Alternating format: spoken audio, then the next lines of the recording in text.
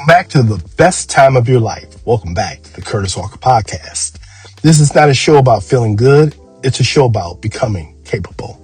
If motivation has been your primary fuel, if you've waited to feel ready before acting, if you've cycled between inspiration and exhaustion, this episode isn't here to criticize you.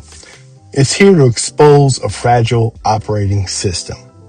Because motivation feels powerful, but it quietly trains dependence. Train dependence. We've been told motivation is the key. Get inspired, stay inspired, find motivation. But here's the honest truth. No one likes to admit it. Motivation is emotional energy, not structural strength. And anything emotional is unstable under pressure. Motivation spikes after a podcast, a video, a crisis, a promise to yourself, but it disappears when life gets boring. Progress slows, discomfort shows up. If your progress depends on motivation, your progress is already fragile.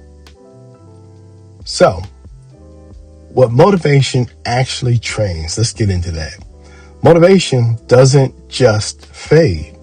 It teaches something dangerous. It teaches your brain to act when I'll act when I feel good.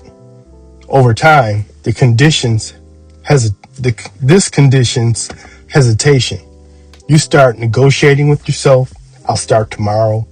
I need to feel ready. Now's not the right time. Motivation doesn't build discipline. It builds emotional dependency. And dependency always weakens under performance. So let's dig in a little bit to the neuroscience behind all of this. Motivation is driven by dopamine. Dopamine spikes when something feels new, exciting, or rewarding. But dopamine is not designed for endurance. It fades quickly. It demands novelty. It loses power with repetition. So, when the work becomes repetitive, quiet, unseen, motivation disappears. Not because you're broken, but because dopamine doesn't sustain long-term effort. Systems do. So, why modern life makes motivation worse? So, modern life hijacks motivation. Social media trains constant stimulation, instant feedback, and emotional highs. So when real life feels slower, when progress is invisible, when results lag, motivation starts to collapse. This is why people quit good plans, not because they're incapable, but because their nervous system was trained for excitement, not execution. So, there's a cost involved with relying upon motivation. So here's what motivation dependency creates. Inconsistent effort, overpromising, under-executing, identity confusion. You start believing, I'm the kind of person who starts but doesn't finish. That belief, I got to tell you right now, it's not true. It's learned. And learned weaknesses can be unlearned. So let's talk about how we're going to shift things up to make it work for you. Let's redefine strength first of all. Strength is not how inspired you feel. Strength is how consistently you operate.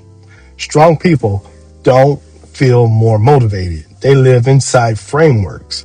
Frameworks don't ask, how do I feel? They ask, what happens next? This removes emotional negotiation. And when emotion is removed, consistency elevates. It rises. So, why does this feel uncomfortable? People resist this shift because motivation feels personal. It feels like passion, it feels like drive, and it feels like identity. But motivation is totally unreliable. Frameworks are impersonal, and that's their power. They don't care if you're tired, they don't care if you're bored, they just work. And that feels threatening to people who equate emotion with meaning. So, let's do a reframe on our phone. Your phone already influences you. It already trains attention.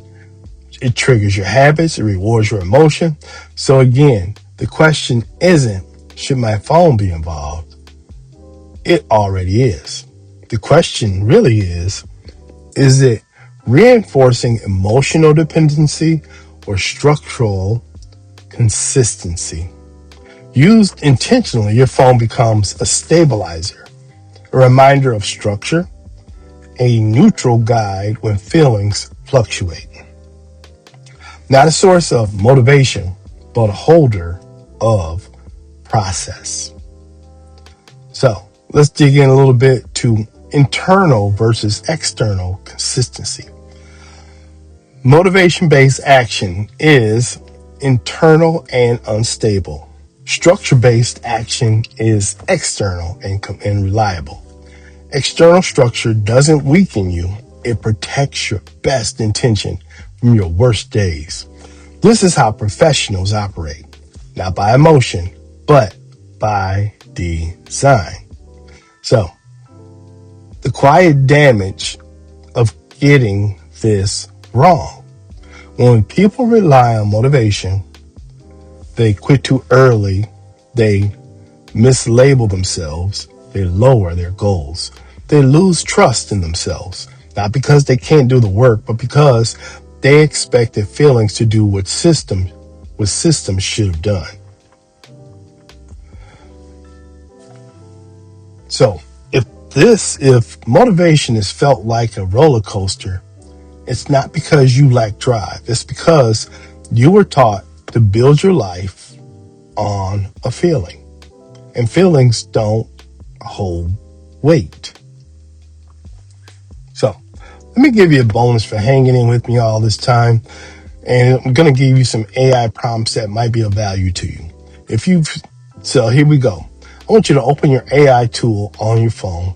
And I want you to type this in, paste this in. The actual prompts will be in the comments of this podcast. So the first one, emotional independent operation. So in your AI, I want you to type, help me operate effectively, regardless of how I feel. Do not motivate me. Help me identify the next structured action that supports long-term consistency. Here's the next prompt. Motivation dependency audit. So open up your ChatGPT or whatever your particular AI preference is and type this in. Identify where I'm waiting on motivation instead of relying on structure. Help me convert those areas into repeatable systems. And here's the next one. Daily execution lock. Open up your AI prompt and put in reduce my day to one action that must happen even if motivation is zero. So let me close with this.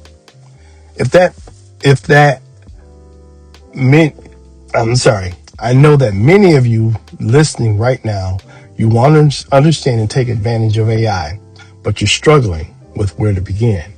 Not because you're incapable, but because your attention is already stretched. Your time feels fragmented, and most explanations make things feel more complex, not less. I face the same tension in my own life, trying to stay focused, trying to manage time effectively, trying to figure out how to use AI without adding more mental load. So instead of chasing tools, I worked on designing a simple system, one that uses intelligent automation to reduce decisions, protect focus, and also create leverage.